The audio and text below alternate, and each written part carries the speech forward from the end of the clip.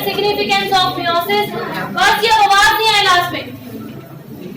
Significance of meiosis है बेटे, सबसे पहले एमसीक्यू दिया हुआ है बेटे, एमसीक्यू है। ऑगस्ट विजमैन ने सबसे पहले एक्सप्लेन किया था कि जो मियोसिस है इसका रोल है in preparing next generation. Inheritance में सबसे पहले एक्सप्लेन किया था ऑगस्ट विजमैन ने। ऑगस्ट विजमैन ने क्या चीज एक्सप्लेन की थी? Explain role of meiosis. Meiosis का रोल एक्सप्लेन किया था इन इनहेरिटेंस। इनहेरिटेंस किसे कहते हैं बेटे? इनहेरिटेंस कहते हैं transmission of characters in next generation. कि मियोसिस जो है ये इनहेरिटेंस में नेक्स्ट जनरेशन बनाने में रोल प्ले करती है। ये सबसे पहले ऑगस्ट विजमैन ने बनाया था बेटे। सिग्निफिकेंस कहते किसे हैं? सिग्निफिकेंस में दोनों चीजें आती हैं, एडवांटेजेस भी आएंगे और डिसएडवांटेजेस भी आएंगे। तो हम यहाँ पे मियोसिस की सिग्निफिकेंस में दोनों चीजें डिस्कस करेंगे, मियोसिस की इंपॉर्टेंस हमारी बॉडी में, और फिर अगर मियोसिस में एरर आ जाए तब क्या होगा। सबसे पहले है बेटे सिग्निफिकेंस ऑफ मियोसिस में maintenance of number of chromosome in next generation. Maintenance of number of chromosomes in next generation।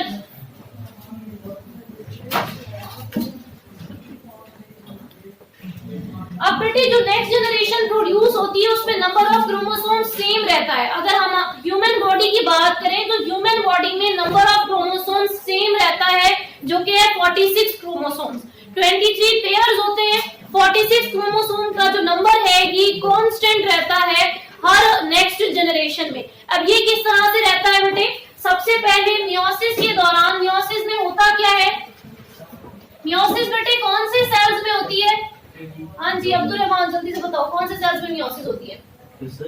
कौन से सेल्स में मियोसिस होती है?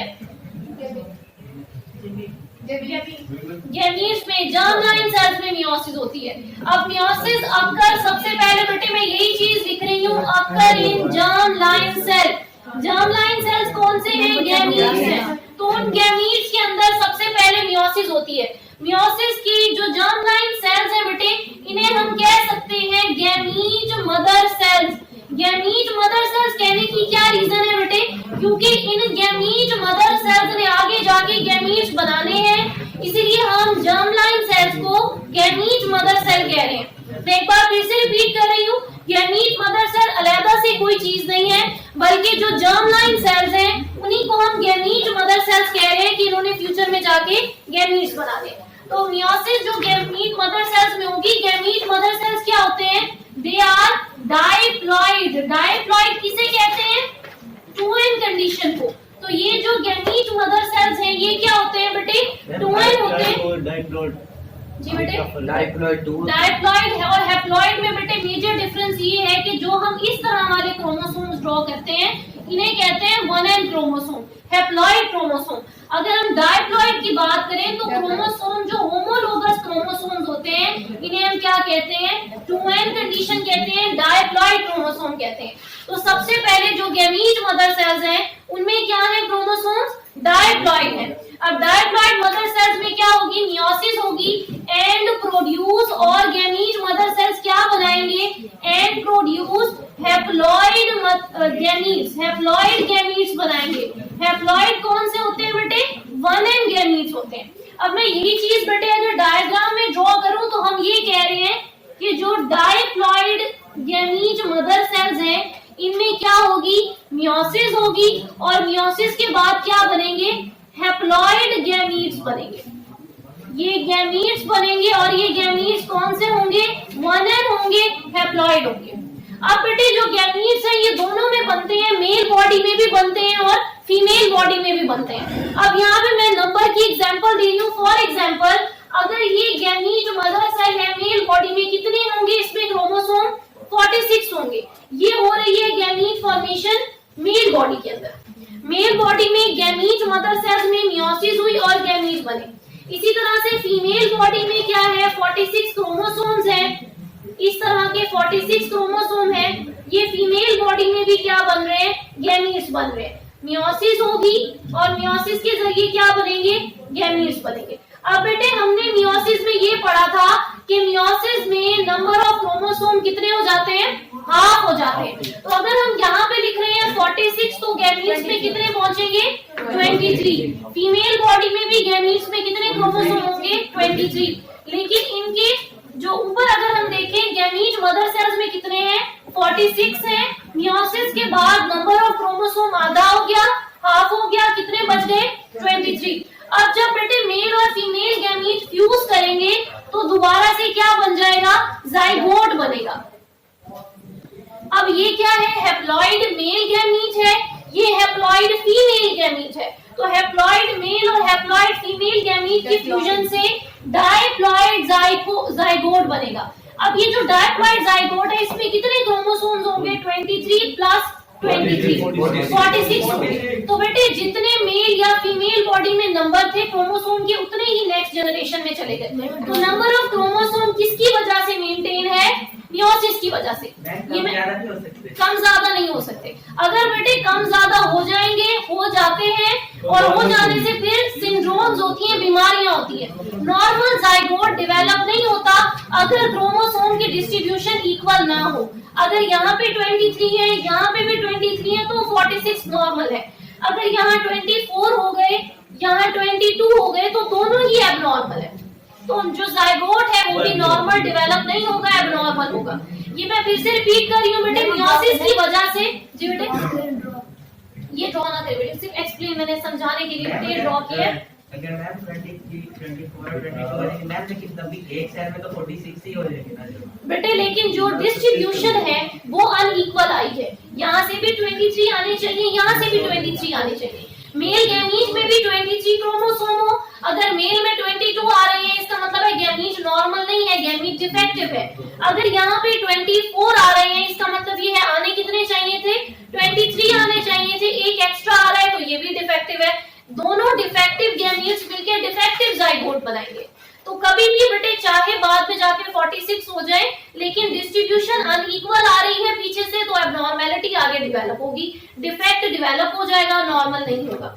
मैं फिर से रिपीट कर रही हूँ बेटे, हमने ये कहा कि मियोसिस की वजह से number of chromosome next generation में मेंटेन रहता है। अब मियोसिस होती किसमें है, गैमीट मदर सेल्स में या जर्मलाइन सेल्स में। सबसे पहले क्या होती है, मियोसिस होती है। जर्मलाइन सेल्स क्या होते हैं, डायप्लॉइड होते हैं। डायप्लॉइड गैमीट मदर सेल्स में मियोसिस होगी और क्या बनाएंगे, हैप्लॉइड गैमीट्स बनाएंगे। यहीं से ही आगे बेटे मैं लिख रही हूँ, ईच गैमीट, जो गैमीट्स है कौन कौन से गैमीट है, मेल गैमीट है, male gamete and female gamete. ये क्या करेंगे, fuse to form diploid zygote. ये फ्यूज होंगे, आपस में इकट्ठे होंगे और क्या बनाएंगे, टू फॉर्म जाइगोट। और जाइगोट क्या होगा बेटे, डायप्लॉइड जाइगोट होगा, 2n जाइगोट होगा। तो अब जो पहले भी क्या थी कंडीशन, बात शुरू की थी हमने गैमीट मदर सेल से, वहां पे क्या थे, डायप्लॉइड थे, और बात हमने खत्म जाइगोट पे की है। जाइगोट भी क्या है, डायप्लॉइड है। तो 46 से बात शुरू हुई थी, 46 पे बात आगे खत्म हुई है, तो नंबर ऑफ क्रोमोसोम मेंटेन रहेगा। ये तो बात हो गई बेटे एनिमल्स की, जिसमें ह्यूमंस भी आते हैं। नेक्स्ट आगे है नंबर ऑफ क्रोमोसोम मेंटेन रहते हैं प्लांट्स के अंदर भी। अब प्लांट्स में कैसे मेंटेन रहते हैं, नेक्स्ट बेटे यहाँ पे सब हेडिंग बनानी है आपने, इन प्लांट्स। कि प्लांट्स में कैसे नंबर ऑफ क्रोमोसोम मेंटेन रहता है।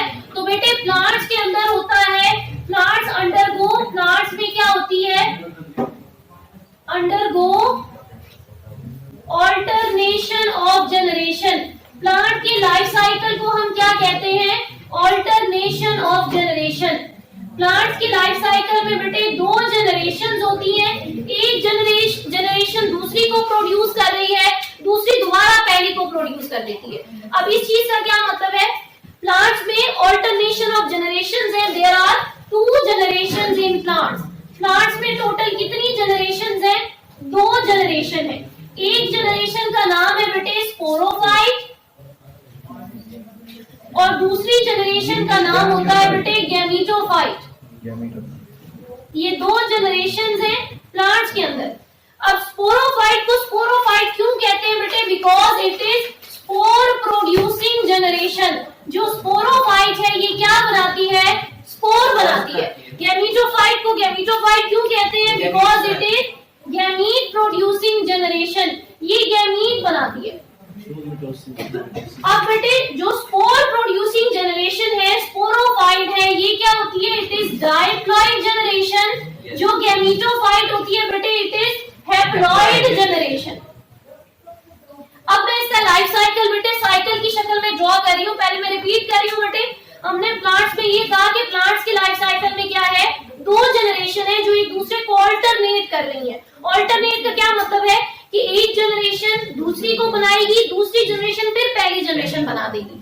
तो दो जनरेशन एक दूसरे को ऑल्टरनेट कर रही हैं। इस वजह से इस लाइफ साइकिल को हम क्या कहेंगे? Alternation of generation. अब दो जनरेशन कौन कौन सी हैं? एक को हमने कहा स्पोरोफाइट, दूसरी को हम क्या कह रहे हैं? गैमीटोफाइट। स्पोरोफाइट क्या है? स्पोर प्रोड्यूसिंग है, डायप्लॉइड है। गैमीटोफाइट क्या है? गैमीट प्रोड्यूसिंग है, हैप्लॉइड है। अब चलिए जी लाइफ साइकिल ड्रॉ करते हैं। हमेशा बेटे लाइफ साइकिल स्टार्ट होता है डायप्लॉइड जनरेशन से। यहाँ पे भी हमने स्टार्ट कहाँ से किया था? डायप्लॉइड सेल से स्टार्ट किया था। तो सबसे पहली जनरेशन में ड्रॉ कर रही हूँ। पहले क्या है? स्पोरोफाइट है। स्पोरोफाइट के आगे मैं लिख रही हूँ, ये क्या है? 2n होता है। अब 2n स्पोरोफाइट के अंदर क्या होगी? सबसे पहले मियोसिस होगी। मियोसिस के बाद क्या बनेंगे?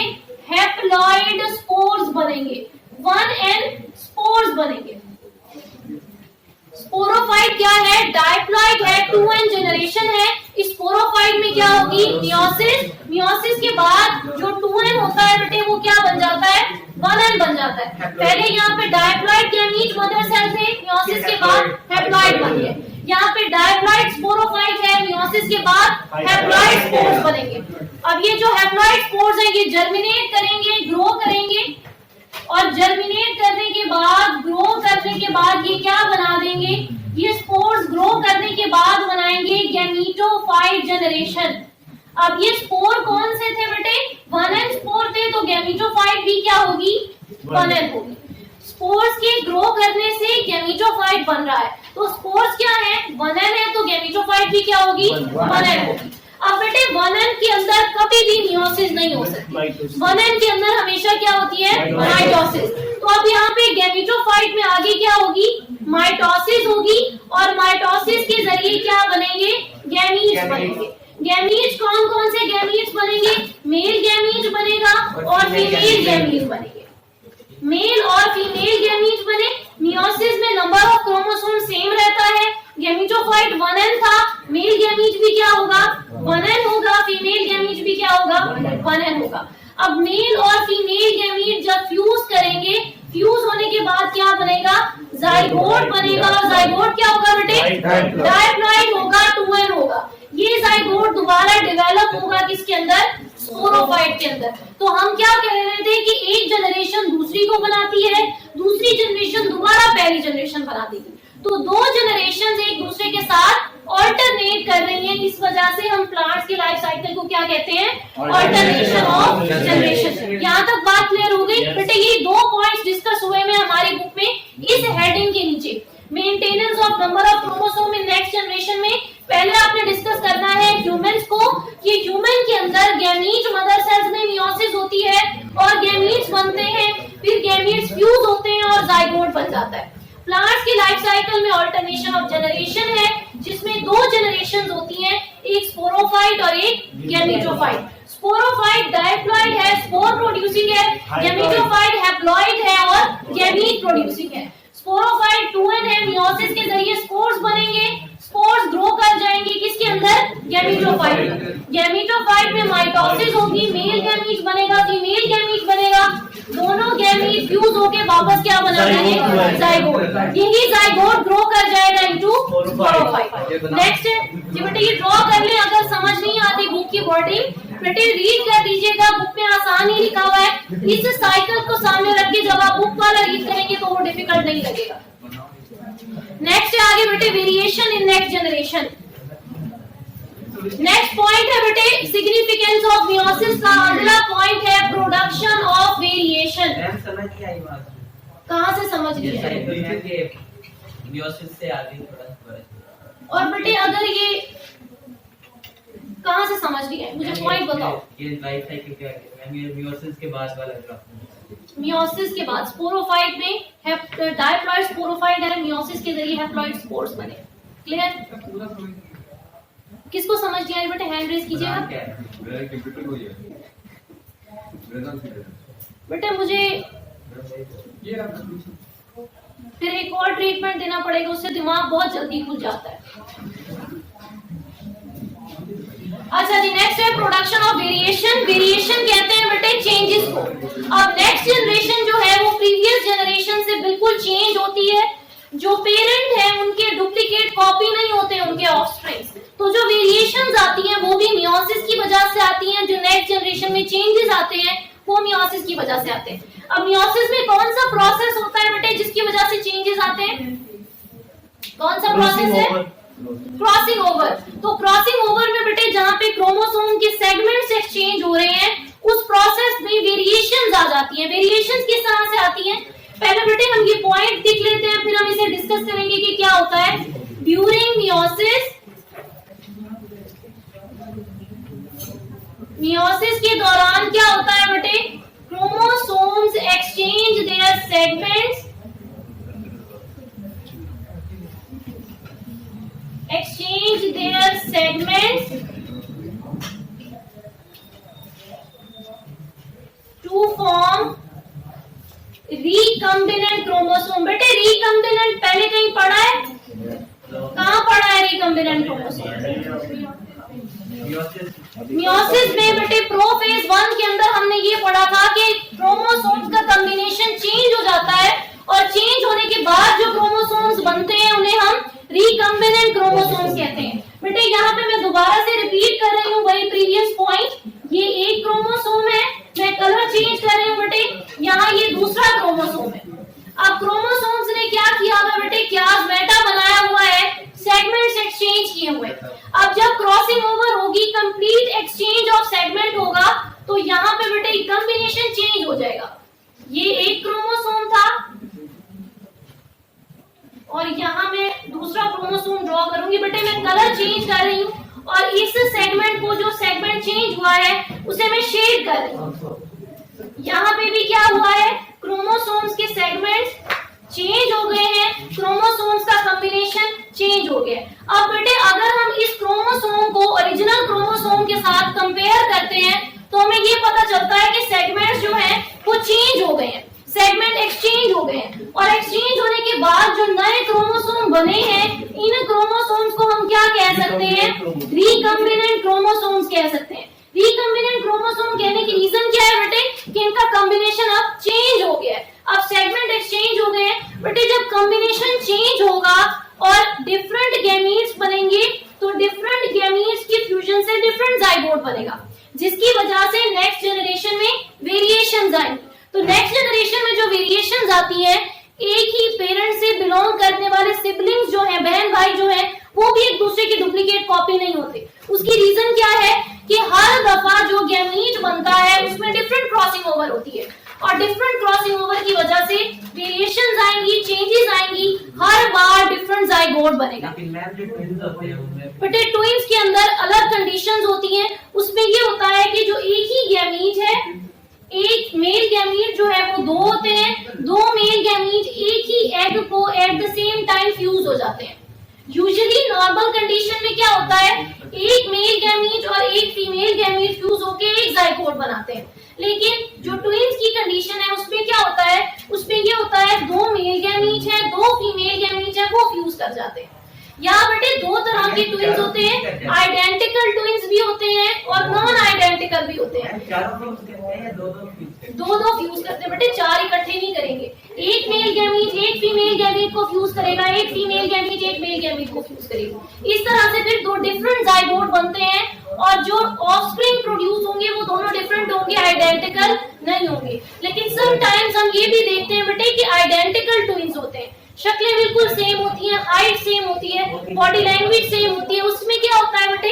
जो ये जाइगोट है, जाइगोट में पहले एक सेल होता है, यूनिसेलुलर जाइगोट होता है। फिर इस जाइगोट में क्या होती है? सेल डिवीजन होती है और एक से कितने सेल्स बनते हैं? 2 बनते हैं।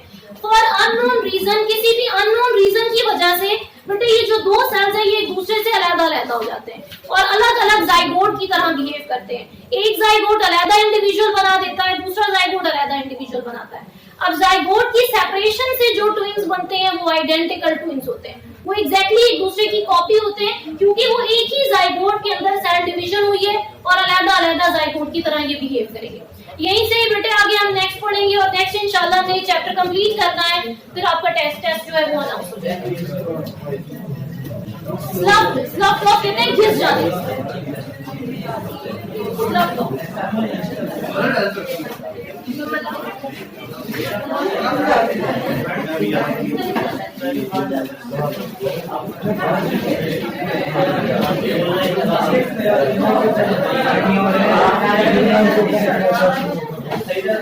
लेना नहीं आप